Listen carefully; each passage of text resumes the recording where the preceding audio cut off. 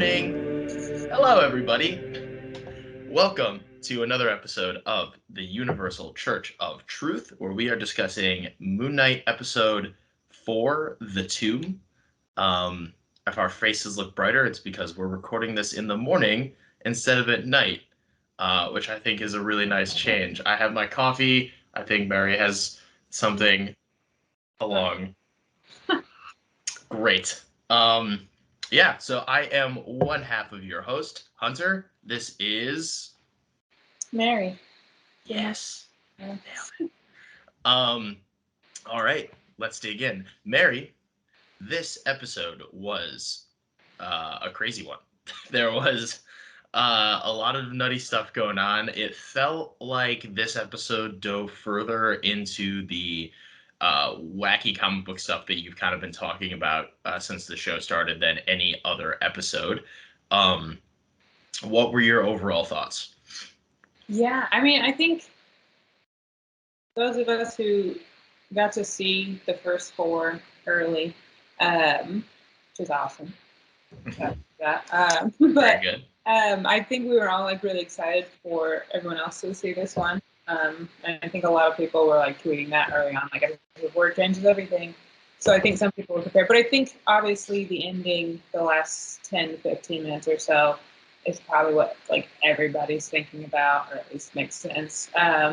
Super cool. Loved it the first time I saw it. I will say over time, there's some stuff earlier that I'm really excited about too, and how that can come back. But yeah, that ending was nutty, and it goes into some of that Lemire run territory that has definitely been brought up. So it should be interesting. Perfect. I'm so glad that you said that. Let's just jump right into the ending first, and then we can get to the rest of the episode, because I'm sure that's what everyone wants to talk about and theorize about. And I know that you're always so full of theories. You mentioned it being a little bit more like the Lemire run. My question to you, and I'm sure a question a lot of people have, is how much of that like nutty ending sequence with the maybe fake in his head hospital, all the little details, the Stephen Grant movie, our new the new god that we meet at the end, all of that sort of stuff. How much of that is from the comics, and how much of that is something made for the show that just feels a lot like that specific comic book run? Yeah, so a lot of it is from the comics, but obviously tailored to the show. So the comics, like it starts with him in like this really kind of old school, like outdated, like mental institution. The one in the show looked very like ultra modern, so it's a little different. But in the comics, all of his like good friends and close characters are there as like other patients. So you had like Crawley, and Crawley was in Right. running Bingo, for example. Marlene and Layla were there, and you have people like Frenchie there and stuff like that who we haven't met in the show. But so that whole concept was the same. And then Dr. Harrow, there was a Dr. Emmett who was Amit, or at least a manifestation of Amit in Lemire. So, and obviously he's connected to Amit in the show, so that's interesting. So a lot of that, I mean, the Easter eggs in the show are what really fun. I think there's so much when I watched it after I watched the first 4. I was like, oh, like even this little stuffed hippos in like the very first episode early on. I'm like, all right. Yeah, I noticed that too, actually. Having seen those first 4 episodes and then going back and rewatching them kind of like as they released, that was something where when I watched through it, the screeners that we got, of course I wasn't paying attention to the stuffed hippo. And then now I watch this episode and then I go back and rewatch the first episode and I'm like, oh, okay, so they're planting seeds for this like really early on, which is really cool. So let's talk about quote unquote the hippo. Just because we keep bringing them up. What is that hippo? What is that? Do you know what the hippo is the god of, and kind of like how do they play a role in Moon Knight's story? Yes. So she was not really in the comics, but in the show, Towerette. Hopefully, I'm getting that pretty close. I know how to spell it really well. And she's the goddess of like mothers and children. Weirdly enough, that's what they say in the show. I mean, if you Google it, there's some like talk of like rebirth and things like that. So that kind of comes in with like, they just died, it looked like. So I mean, yeah. but yeah, I mean, she was not in the Lemire run, but Dr. Emmett often, like, at least in Mark's mind, turned into like the goddess Ammit, so some of that imagery of like just Egyptian gods right there is very much also in the run. So I thought that was interesting. But like in the show, like, you don't see that. I mean, we saw Kanji, but other than that, it did kind of come out of like nowhere. So it was kind of fun. Yeah, no, it does come out of nowhere. I mean, I'm sure I was even expecting it the second time. It still is almost shocking when they just like turn the corner and like boom, like Hippo God, like right there. Especially because it's somehow manages to be just a little bit crazier than everything else that's going on, which is really funny. Which is highlighted by like the excellent reaction between both Mark and Steven when they just like take that beat and scream. It almost reminded me of that scene in episode 2, I think it was, when he's like they do that quick little freeze frame. It was like that same level of like cheesy fright. Um, but yeah, so also in that hospital, on top of all the little details, I was trying, like, especially the second time around, I was trying to listen and spot things, but then I was like pretty impressed that almost everything from the first 3 episodes and the beginning of the fourth were all like represented in some way um, throughout that mental hospital. But the big unanswered detail, I think, aside from the hippo, is right before we meet that god, we see another sarcophagus that does not open, but is like bouncing around a lot. Whatever's inside really wants to get out. Um, I know in the past we've done a lot of theorizing on Jake Lockley, and I mean, as someone who has not seen the final 2 episodes and has no idea, it feels a lot like that could be Jake Lockley kind of stuck in his head somewhere trying to get out. I mean, whoever was in that sarcophagus was certainly aggressive, or at the very least aggressive in that moment, trying to get out. So a lot of that feels really right, leaning towards that. Do you think that it could be Jake? And if not Jake, who do you think it might be? I mean, I think it has to be, because there are, in theory, other personalities they could introduce, but I mean, we've already met pretty much everyone of the like main ones except Jake. So they'd be going like a pretty kind of bold route to introduce like a different one, because I mean, you got like, Moon Knight, Mr. Knight, Steven, Mark, Jake. I mean, those are the main 5. In that time, you had like Captain America, Wolverine, Spider-Man, but that's like a whole other thing. I don't think they're gonna make cameos. That seems But like too complicated for right off the bat. Yeah. So I mean, part of it's like makes a whole ton of sense that it's just Jake. Like, not just Jake, it's still cool, but like, why wouldn't it be? I mean, and it's exciting. It's exciting that they would kind of build it up this long, so it's like gonna be a whole reveal with it, and it's gonna be fun. And they didn't necessarily try to cram 3 people in the first, 4 episodes of the limited series. But yes, so I assume it's Jake. Obviously, it's somebody. It's the same kind of sarcophagus Steven was in. Steven was banging on it. It is funny. This one is like standing up, right? And, like, moving around, so it's like it already has its own personality compared. One of the things I was thinking was the one that Steven was in, that's laying down, that he busts out of. When I watched it the second time, and I tried to do some like rewinding and fast forwarding and pausing to like prove my theory, but like sometimes it's really difficult. But it looks like the Alexander the Great sarcophagus that Stephen is in, or like the same one, which I just attributed off the bat to like that is one of the last things he's had seen, or like Stephen had done as a personality before they got shot. So I didn't like look too far into that at all, and I could be totally wrong. It looked like the same one. But the one that Jake, or whatever the other thing is in, looks like a different sarcophagus, which I thought was sort of interesting. Yeah. I could be totally like misseeing it and leading everyone down a terribly wrong path. Feel free to yell at me if I'm wrong, but I just, like, my second time watching, I was like, I don't know how much significance that has, but it would be really cool if someone like sleuthed that and like looked at the symbols on the aggressive sarcophagus to see like if they mean anything or something like that. So yeah, I mean, if anyone watching or listening wants to prove me wrong or go back and figure it out themselves and like translate anything interesting, please feel free, because I think it would be really fun if I was right about something, you know? No, I mean, I knew they looked different, but I did not think about the fact that Stevens looked like Alexander Grace. I Yeah, never made a connection there. And so the idea that was something, one of the last things he was around, that's interesting because if it's the same concept, yeah. Because I feel what like happened to Jake, like, yeah, exactly. So like if Jake is in a different sarcophagus, then like why is it different and like what does it mean and like what are they projecting? I do think it's funny. I never thought of it in the sense of it being the one standing up is sort of goofy as though like Jake is like, all right, I managed to like stand this thing up with me yeah. inside of it. You guys just gotta like open the door. I just want to get out.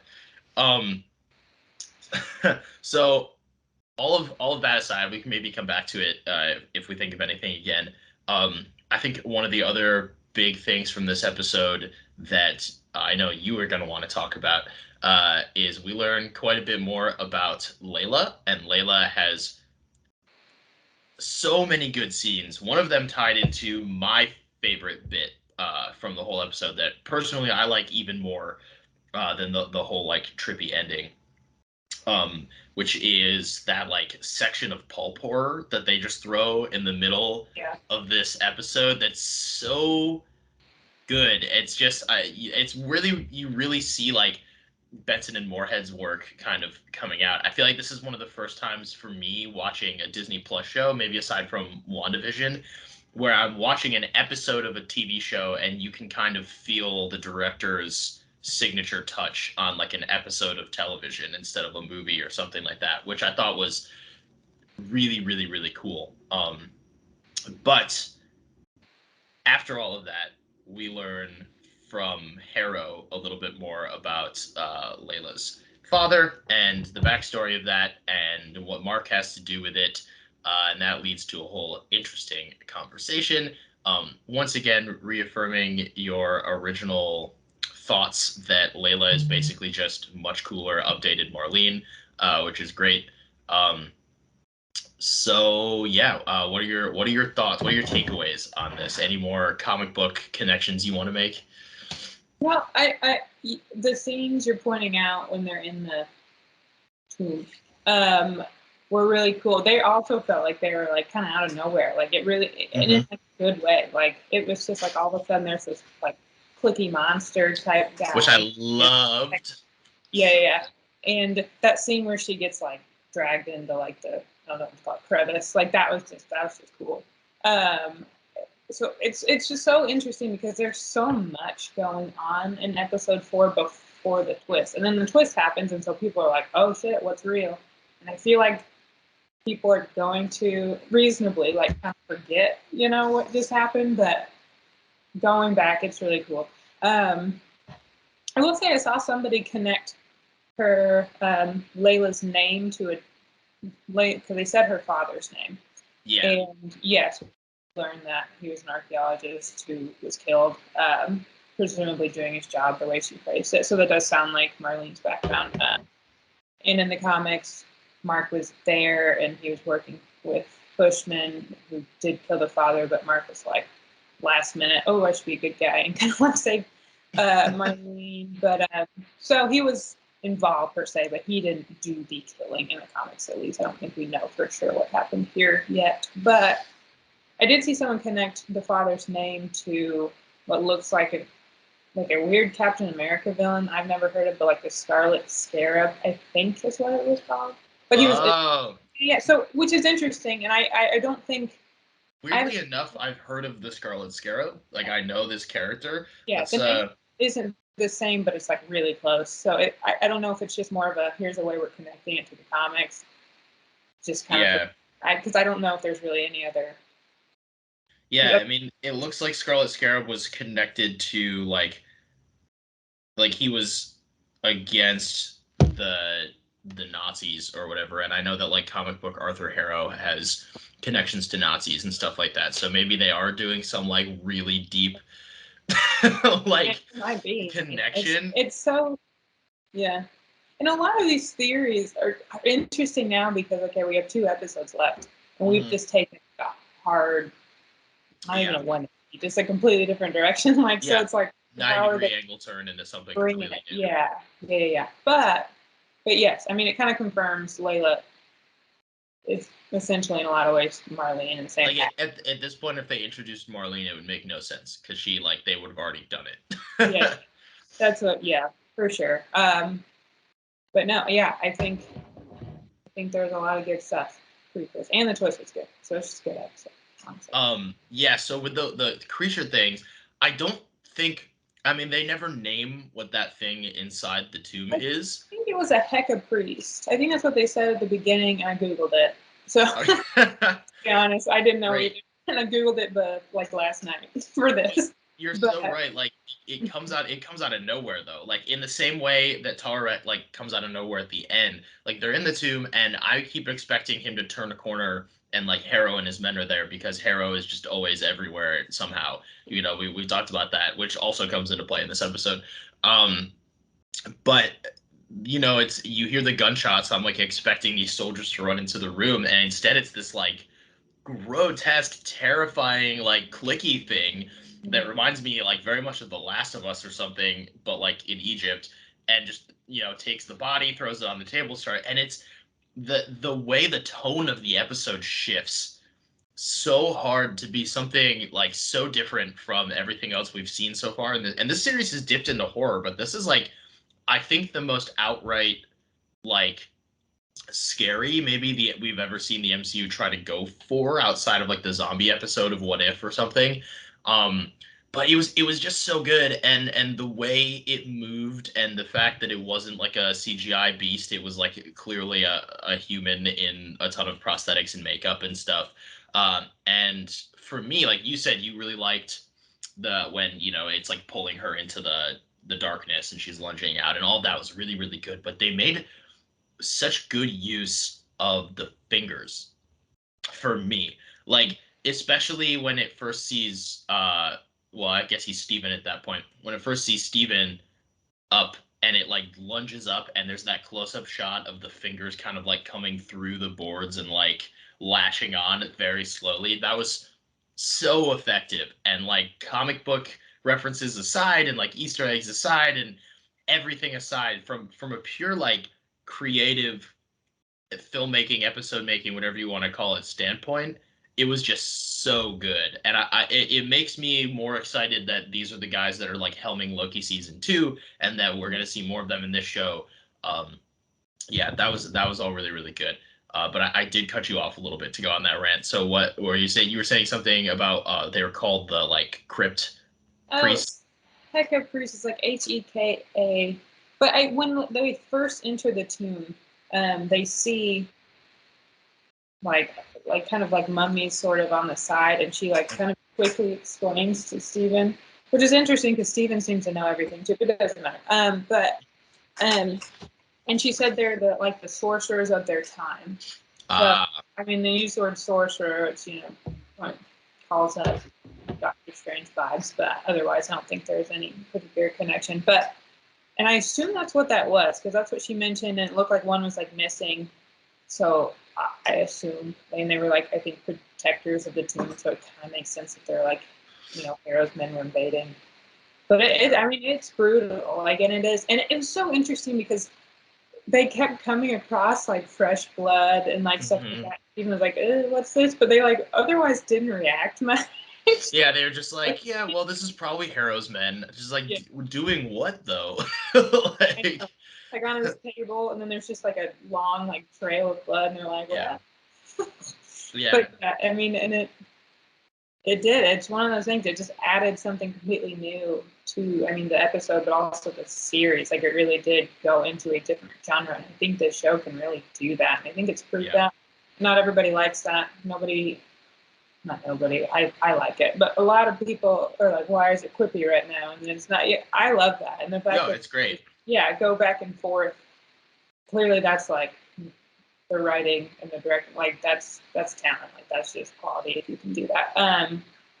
So it was interesting how this was in there, and it was interesting how it was in there, and then twist. So all this stuff, I can go into a lot about the this stuff. But I just, and I'm excited about it. But but yes, watching it again, having seen it before, there's so much going on in this episode that I don't think. Well, and I think an interesting little thing I was thinking about this watch through was that everyone, even after just watching the screeners, was saying Moon Knight episode 4 is the best of the season. Now it's come out, and it seems like a lot of reactions online are at the very least like this is the most interesting episode of the season. Um, and I think what's interesting about that is that, and I think says a lot about this show in general, is the fact that episode 4 of Moon Knight is the only episode that we've seen thus far that doesn't have Moon Knight in it. Like, there's no, aside from that little like toy figure, the figurine that we see at the end, there's no, like, it's just Mark and Steven being their normal selves without any help from a god, without any supernatural abilities, without anything, and they're fighting off these like tomb creatures and Harrow's men. I mean, I guess unsuccessfully at the end, but like um like they're doing all this stuff, and it's so gripping, and everyone is so interested by everything that happened in this episode, and I think that's a real testament to the actors and the writers and the characters, that you can go a whole episode without your like token like costume 5-minute reveal action scene that everyone is going to talk about afterwards, and there's still more than enough to talk about and like keep you engaged and excited for next week, which I think is really great. Yeah, and I gotta say, I watching it through, like that's not even something that like, I mean, I noticed it, but I really didn't question it. Like, it wasn't like, oh, Moon Knight's gone. Like, I knew, but it was just like, okay, it's the same show. Like, and I think that's part of the show. It was much more like Mark Steven character based versus obviously like heavy use of the costume and Mr. Knight and Moon Knight. But yeah, I mean, I think that's interesting, and I mean, with Khonshu in prison still, presumably. I don't know if we have any reason to think otherwise. Is the next episode going to be like that too? When would Moon Knight even come back? And I think that's an interesting question for the series.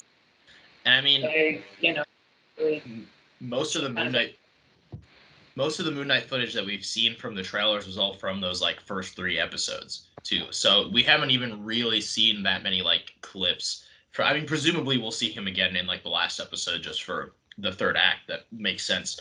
But we might not see him again until that 3rd act, which would be kind of cool. Because like you said, I feel like in a show titled Moon Knight, he's never really been the main focus, which I think is really interesting.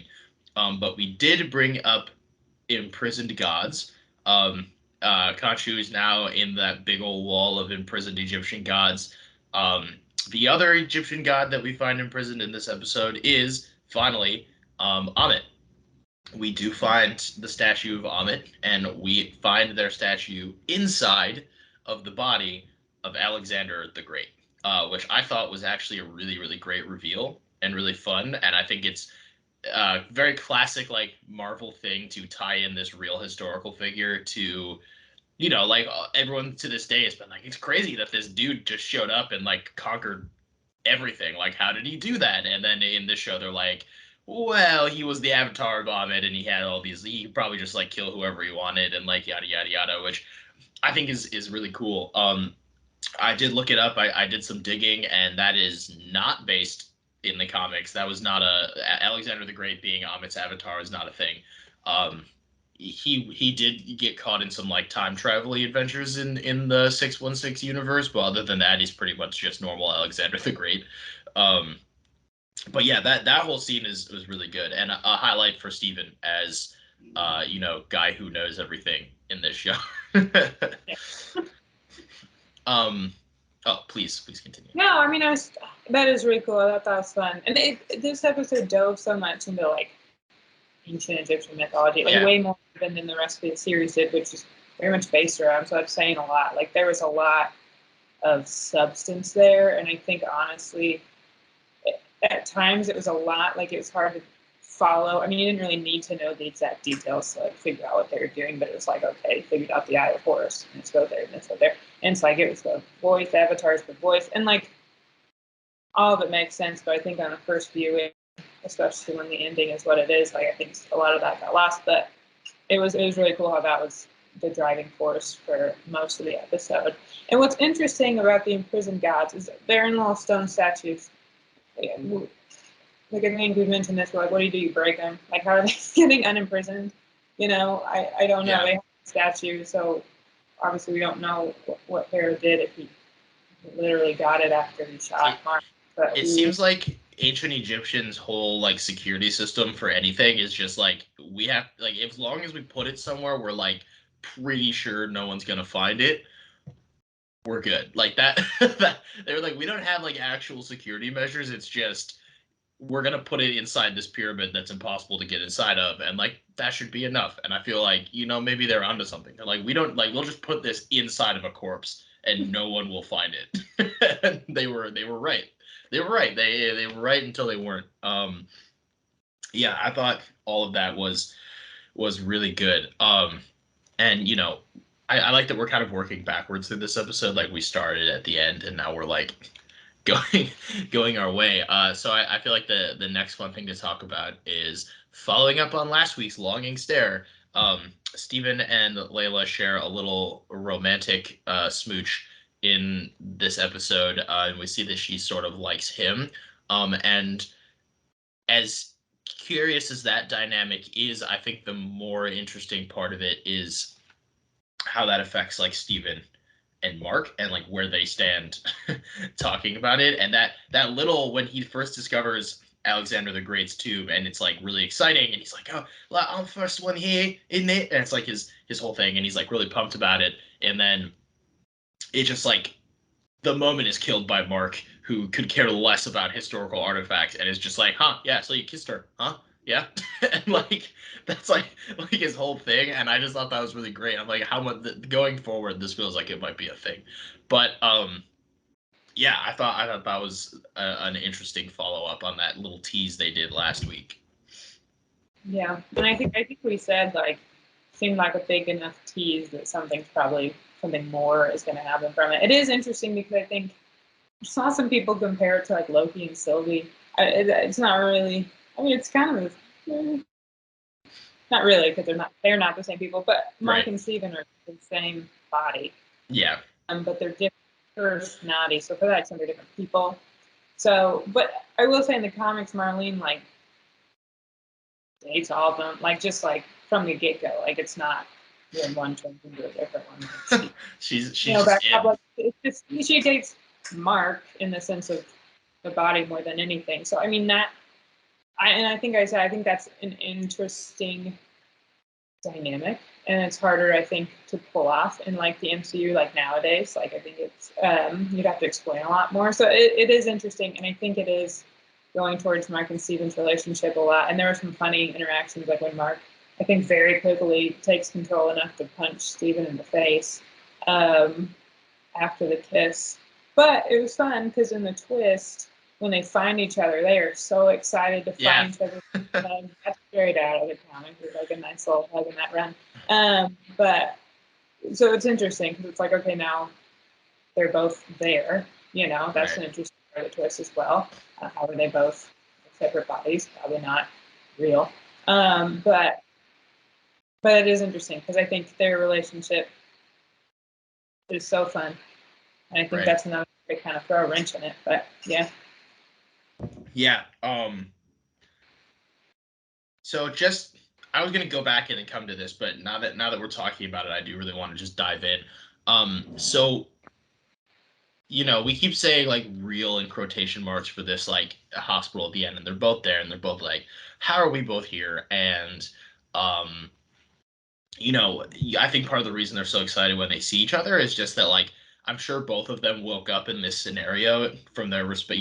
Stephen inside of the sarcophagus and Mark uh being told he was crazy in this like institute or whatever.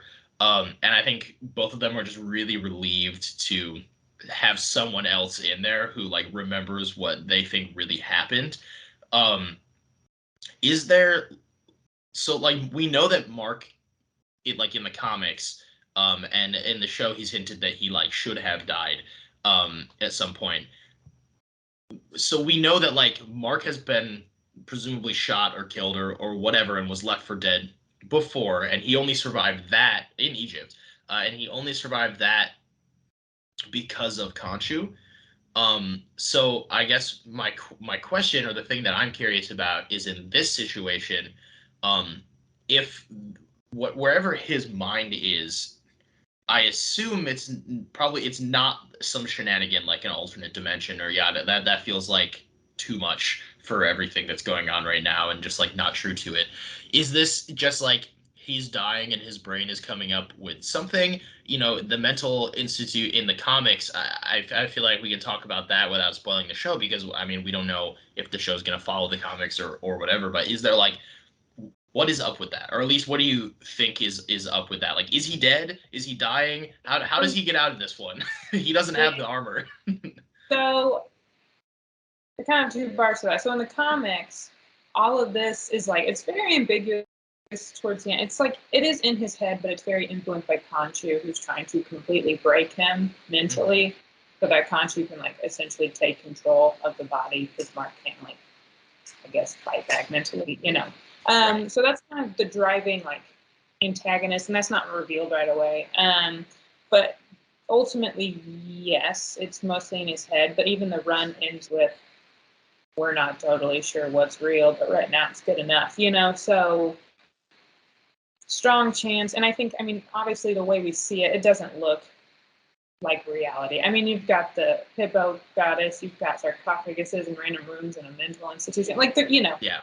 And it's like, I don't think a show would have spent the majority of 4 episodes to just have none of that be real, kind of thing. Right. Good, maybe it worked out, but I doubt it. Um, when he is shot and killed, he very dramatically floats down through water, and then he sees like a light, and then he wakes up at the institution. In some older comics, there's like a really weirdly similar situation, even with some of the dialogue, but it's a different villain. It's Stained Glass Scarlet. Mm. But she's kind of off a rocker in this. So she stabs him, and he falls down through a shit ton of water, and it's very slow motion. And he goes through like his memories and his past to like eventually realize. And this is one of the big moments. Sorry, it's kind of not the most organized sentence. He really goes into his Jewish background, and he's the son of a rabbi, and he kind of comes to this realization that Khonshu wanted him as his avatar, not just because of his like violent mercenary past, but because of also his values and traits that he got through his upbringing through his father. And so he's kind of, Khonshu resurrects him again. They reference that a lot in even modern comics, that he was resurrected twice, or at least twice, and that's the second one. And Moon Knight is like reborn in that moment. So it's interesting. I think we're gonna go through maybe like a shortened Lemire run kind of thing, and then come out as Moon Knight being reborn in some way. Although I do think Khonshu's the ultimate villain. I've always thought that, but it I doesn't mean, really square with like him it's directing it. Like, so it's interesting. well, I mean, it could be.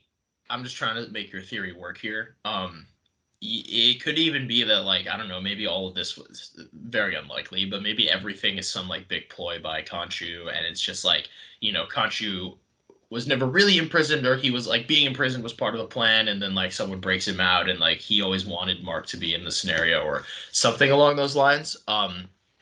Personally, though, if what you just described is what happens, I would love that.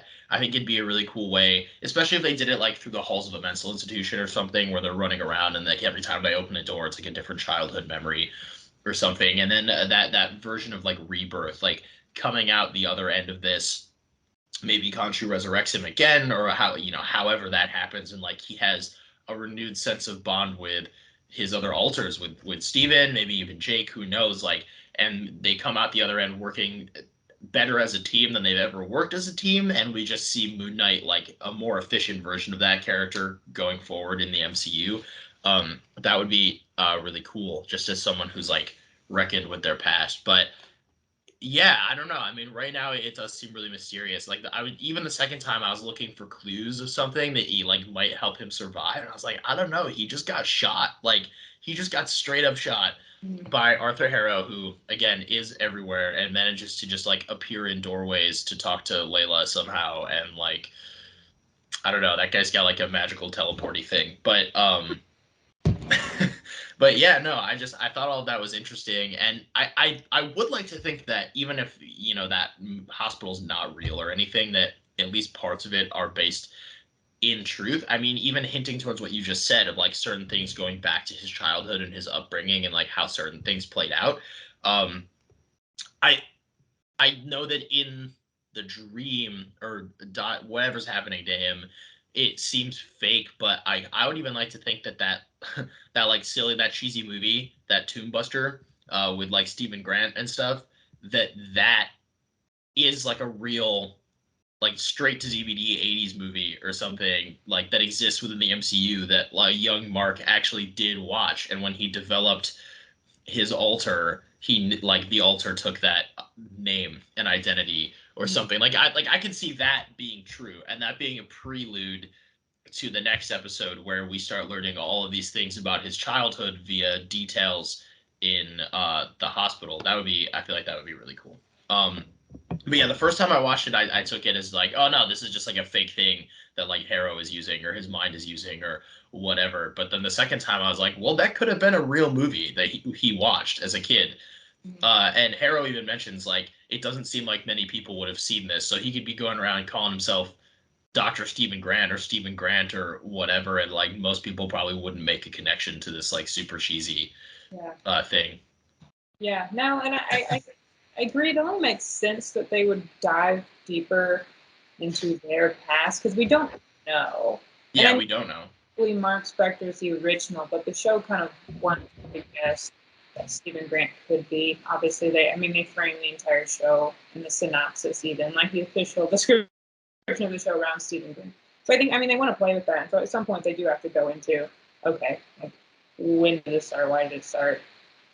In the details of that. So, and that kind of reminds me, they did that in WandaVision, and I think it was the second to last episode. Yeah, the flashback episode. Yeah. They did that. They kind of went through her memories, and I haven't seen it in a long time, but I remember thinking it was really good.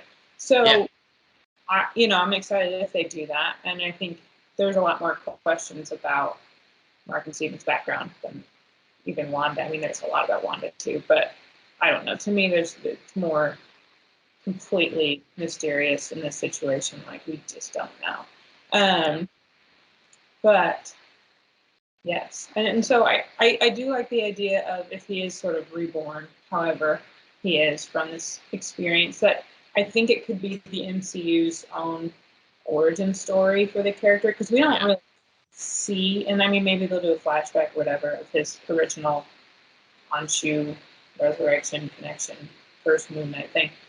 But we don't really see it. We don't really experience it. We experience so much as characters since then. So if they do a more dramatic, okay, he has a better sense of self in a lot of ways, and then like a better sense of his purpose and what he wants to do as Moon Knight. Yeah. Be its own little MCU origin. Well, and again, if we want to keep making these WandaVision connections, because it seems like they really are there, um, that's straight up like again, sort of what WandaVision is, where like, Wanda existed as this character who had like the abilities that we know from the comics and sort of the look that we know from the comics, and she existed for like, like two full phases, like she was there, and fans all called her the Scarlet Witch, and that's kind of what we thought of her as, but she never went by that. Like, she never had that title. And then WandaVision acts as this, like, second origin story where we didn't really, like, we heard about it, we heard people talk about it, but we didn't really see how she got her abilities or how she got to where she was. And then the story of WandaVision is kind of this story of, like, rebirth where she comes out the other end of it, still Wanda, but this like new, more efficient, more powerful, and effective version of Wanda who knows who she is, knows what her goals going forward in the franchise are, and has like it calls herself the Scarlet Witch. And it feels like this could be a similar thing for Moon Knight, where they say like, yeah, we're not showing you an origin story, we're not retreading anything, like he exists, whatever. But by the end of this, he is going to have evolved into like our Moon Knight, like MCU's Moon Knight. Like this is his MCU Moon Knight origin story, which I do think is very interesting. Yeah, I mean, I like that, and I think they have to play around with, especially since we're in. I mean, Doctor Strange 2 is about to be the 28th movie in the Marvel Cinematic Universe, and then we've got all these shows too. I mean, they have to play around with how they introduce characters if they want to keep it fresh. So I mean, I think doing that, forgoing the very classic, sometimes pretty cheesy or boring origin stories for a lot of these characters that have been around for decades, and doing more of it, kind of MCU's own updated. We recognize their past, like here's when they really become who we know as Moon Knight or Scarlet Witch. So I do think that's cool, and I think it's more fun, honestly, to watch. Yeah. Well, and I think that that doesn't just evolve.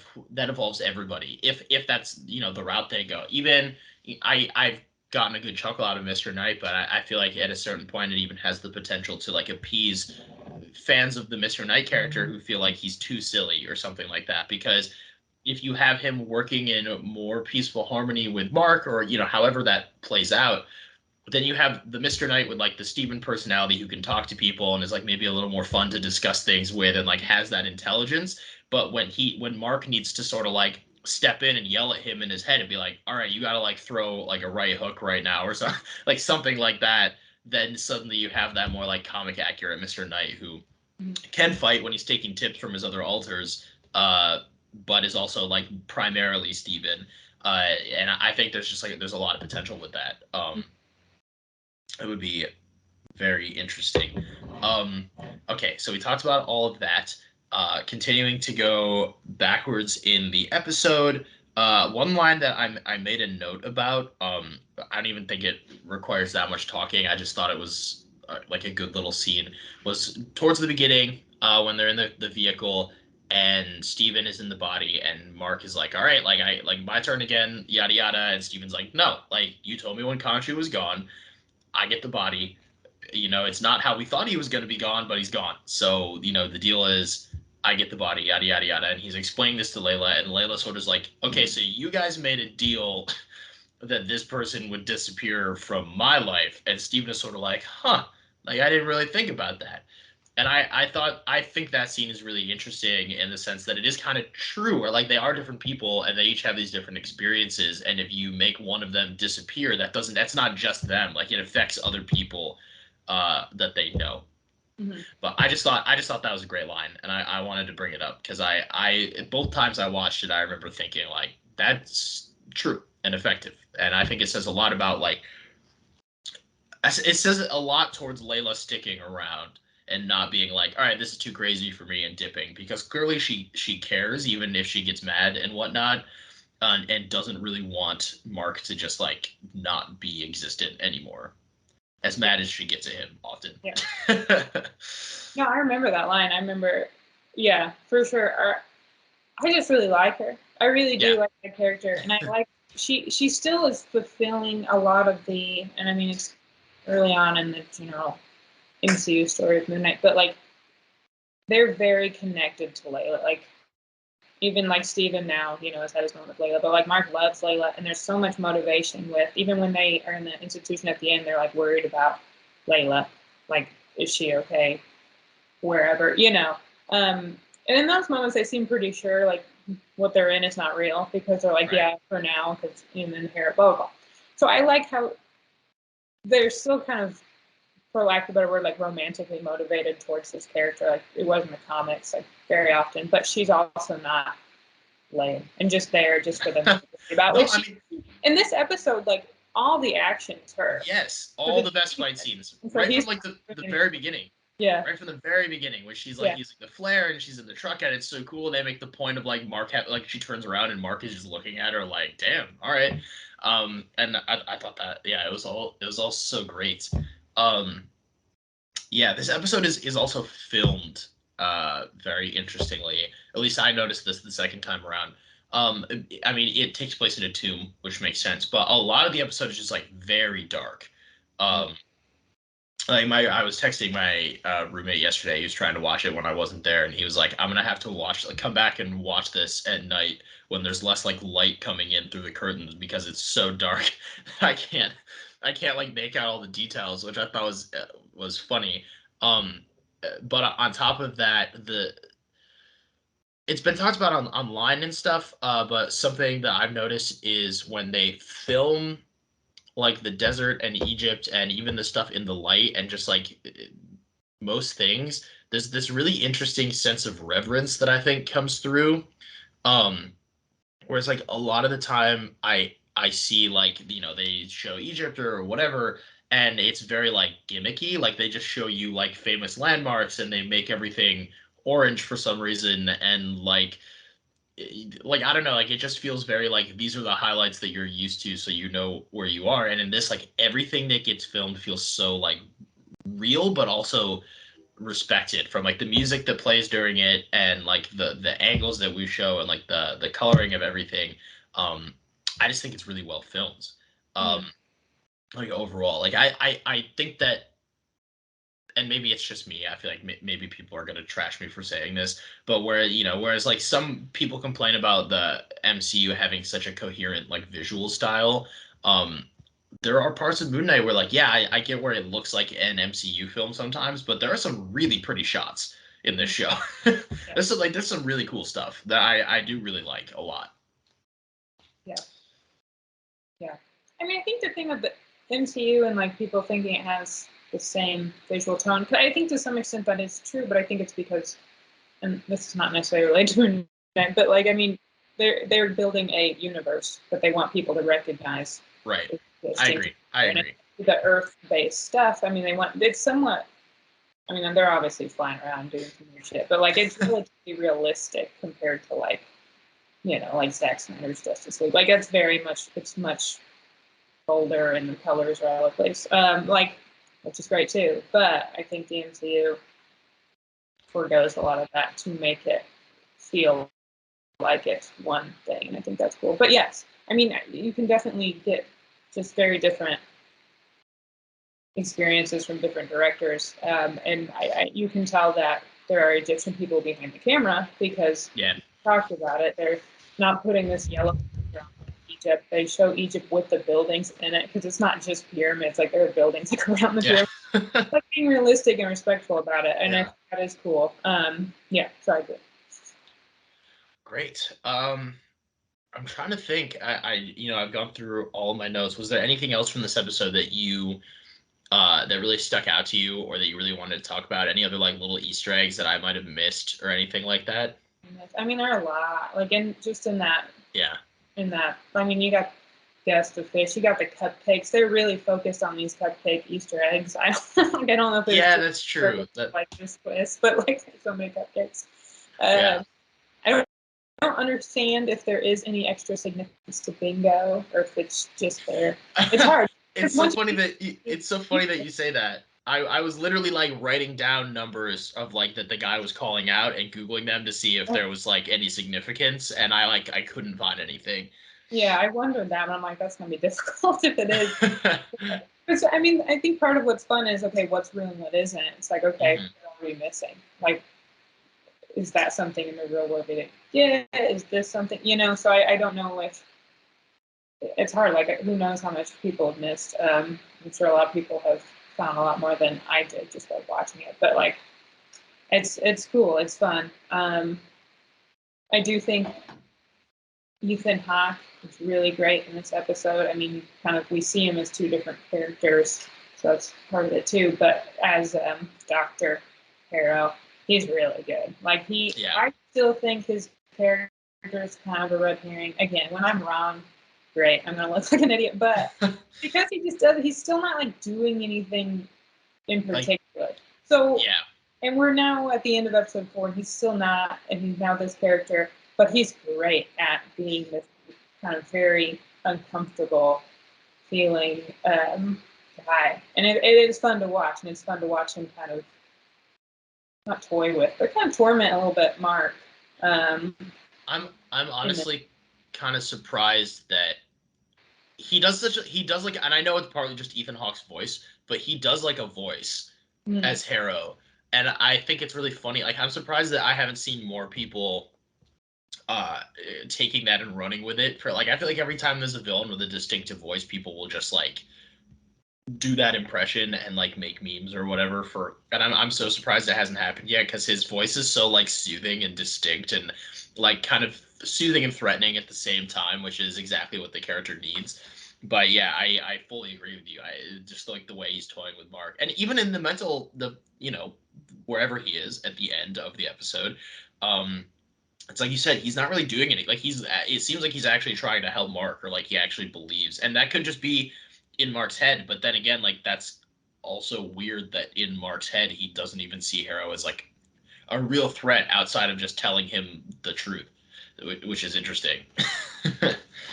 Yeah, I think it is. And one of what Hera says after he shoots Mark, Mark's falling very dramatically. It's cool. And he says, "I can't save anyone who won't save himself." And he says something in the mental institution in that same episode like, "I won't. I can't help anyone that doesn't want to be helped," or something similar. It's not the save. Save isn't the same word, but I think that's interesting because there is, as you noted, a lot of themes of he's maybe trying to help Mark, and he is Khonshu's former avatar, and he has very, been vocal about how shitty Khonshu is. So there's this sense of maybe he, in at least in his own mind, like is trying to help Mark, and like does that play into how much different he is? Does that play into there are things going on? There are things going on with Khonshu, Nama, and him that we don't know or understand yet. So I think that'll be interesting to see how that really comes together. Yeah, I agree. Well, if there's nothing else you want to talk about, I feel like we kind of covered the whole episode. Yeah. Um, Great. So, folks, we will be back next week for Moon Knight episode 5, which I have not seen yet. It'll be the first episode that I'm going into completely blind with everyone else, and I'm honestly really excited about that. Like, I'm so excited to wake up next Wednesday morning and sit down and before work and like watch the episode and be like genuinely surprised because I have absolutely no idea where this is going. So I'm really excited to come back next week and talk about it. Anything else you want to say, Mary? No, I think that's it. All right. Well, I have been Hunter. This has been Mary. Um, this has been the Universal Church of Truth covering Moon Knight episode 4. Thank you all for tuning in. We'll be back next week. See you.